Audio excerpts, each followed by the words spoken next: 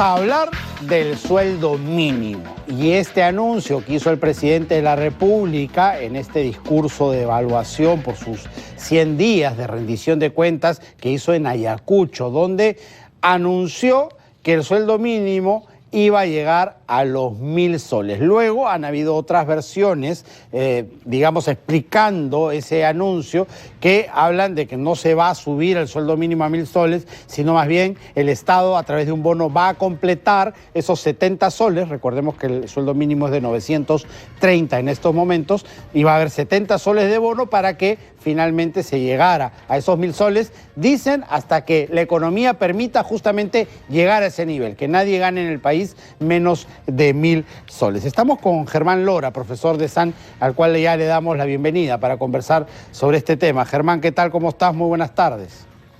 ¿Cómo están? Buenas tardes.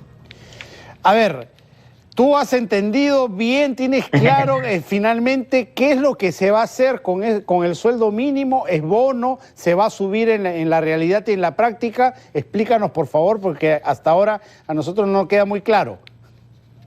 Ya, a ver, no se va a subir el sueldo mínimo por ahora.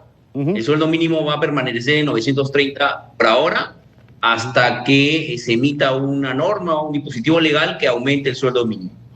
Lo que el presidente quiso decir en su momento fue que el trabajador peruano, el formal, porque está hablando de los formales, no puede ganar más de 20%, no puede ganar menos, ¿no? O sea, 20% de todos los trabajadores.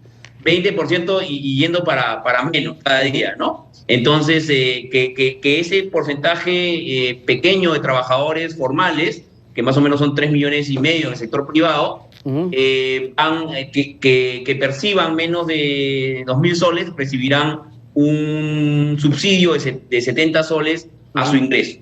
A mí, primera vez, yo tengo muchos años viendo laboral, y primera vez que veo que un subsidio se da en favor de trabajadores que tienen una gratis, que tienen una CTS, que tienen seguridad social y pueden ir a atenderse a salud o a una clínica privada en caso de tener una EPS. Es decir, se le da más beneficios a los que ya tienen beneficios, ¿no? Deberíamos estar pensando en los que no tienen nada, ¿no? Y ahora leía, por ejemplo, un anuncio de la presidenta pero si yo quiero darle a todos, eso sería materialmente imposible porque los que están en la informalidad no están registrados, ¿no? No tendría cómo ubicarlos ni saber ni siquiera cuántos son. Correctamente, pero esa plata, por ejemplo, el cálculo, dicen que hay 2,5 millones de trabajadores que ganan menos de 2.000 soles. A 70 soles por mes, porque dicen que son 3 meses hasta diciembre, hasta a partir de diciembre, 3 meses hasta que se reúna el Consejo Nacional de Trabajo para discutir, son por 3 meses, ¿no? Son casi 525 millones de soles.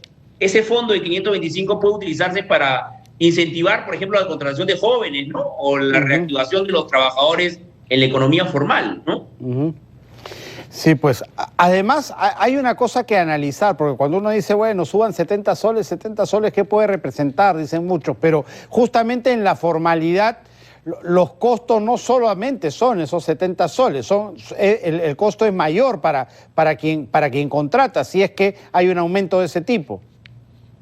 Sí, pero aquí lo extraño no es que le estoy pidiendo al privado que aumente 70, el privado va a seguir, el empresario, el empleador va a seguir pagando 930, el Estado va a pagar 70 adicionales, ¿no? Entonces la pregunta es, ¿para qué? ¿Cuál es la motivación? ¿Cuál es el incentivo? ¿Cuál es la finalidad de esto? Si esos trabajadores tienen una planilla, están en una planilla formal, tienen ahora en diciembre, reciben su gratificación, tienen su depósito de CTS que es este lunes, tienen la posibilidad de atenderse en la seguridad social, es decir, no le veo la razón de ser de gastar 600 millones de soles para efectos de dar mayores beneficios a los pocos privilegiados en este país que tienen un empleo formal. Yo creo que esa cantidad de dinero ha podido utilizarse, por ejemplo, para incentivar la contratación de jóvenes en el mercado laboral, ¿no?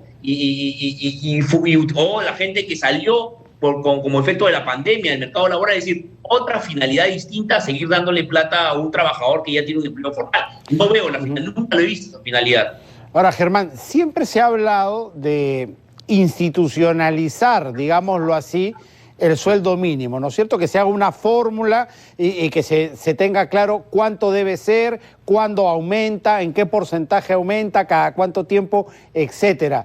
pero nunca llegamos a un acuerdo al respecto, ¿no? Para que no sea utilizado políticamente como se ha utilizado ahora. Lo subo yo porque se me ocurre, a la cantidad que se me ocurre, etcétera. Correcto.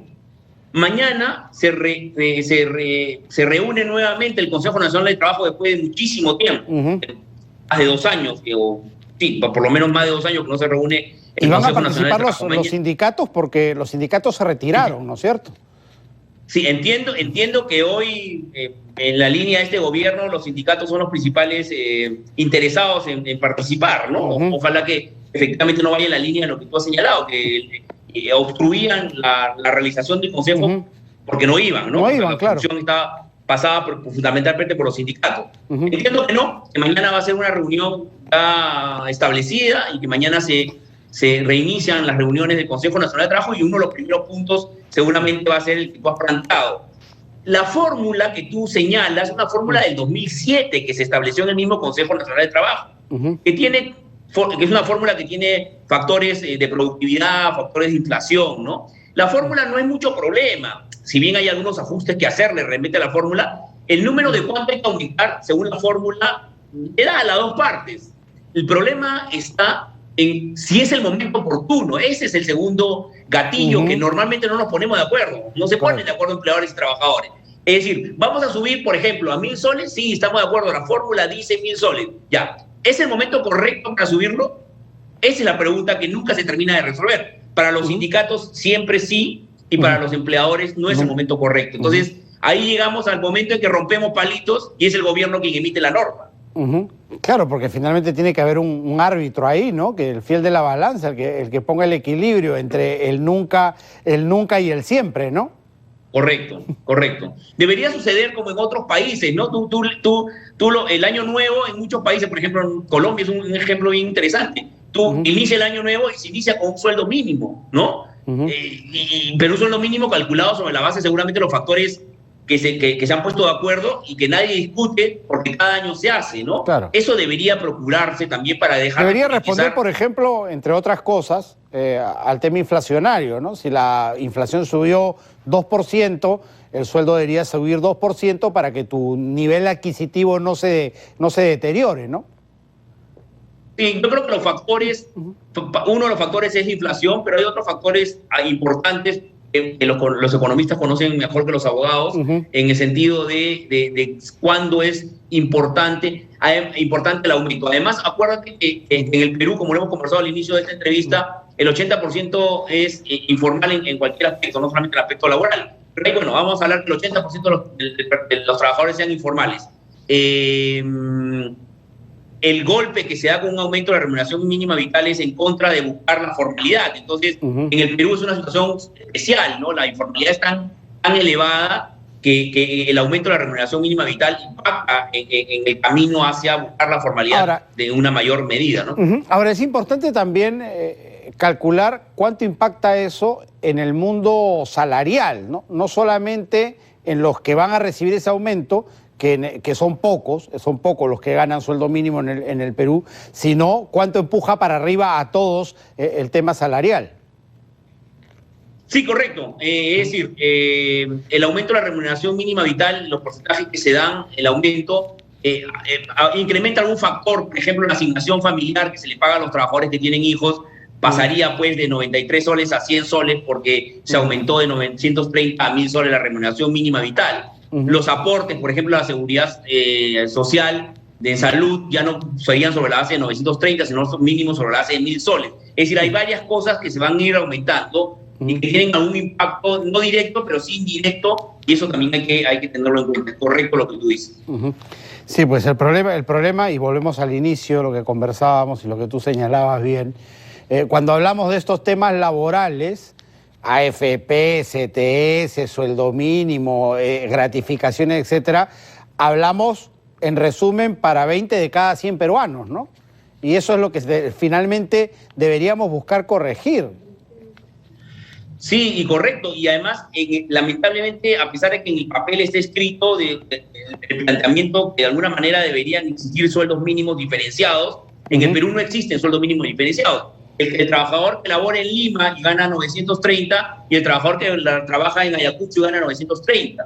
¿de acuerdo? El poder adquisitivo quizás en una región es distinta de la otra. El poder adquisitivo de un trabajador o la posibilidad de productividad, por ejemplo, de una microempresa, de un restaurante de cualquier pueblo del Perú, no es lo mismo pues, que un sueldo mínimo de una empresa grande. Es decir, creo que es el momento de una vez de ir pensando, analizando el tema de tener sueldos mínimos diferenciados por tamaño de empresa, por lugares donde se encuentra la prestación de servicio. Quizás eso sería interesante para un poco diferenciarlo y hacerlo realmente real a la situación de cada una de las entidades empleadoras, claro, y de cada trabajador. Y que se realice un debate serio que empiece en el Consejo Nacional de Trabajo y que definitivamente va a tener que terminar en el Congreso, ¿no? Si es que queremos darle la base legal.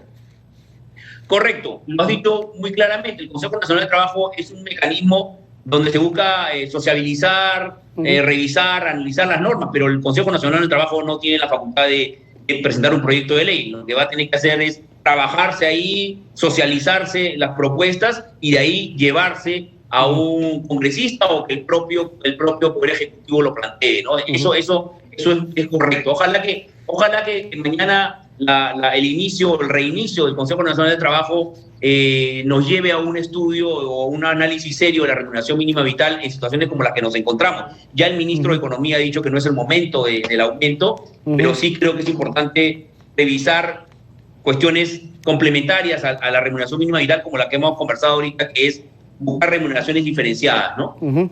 Perfecto, Germán. Muchísimas gracias, como siempre, por atendernos. Gracias a ustedes. Buenas tardes.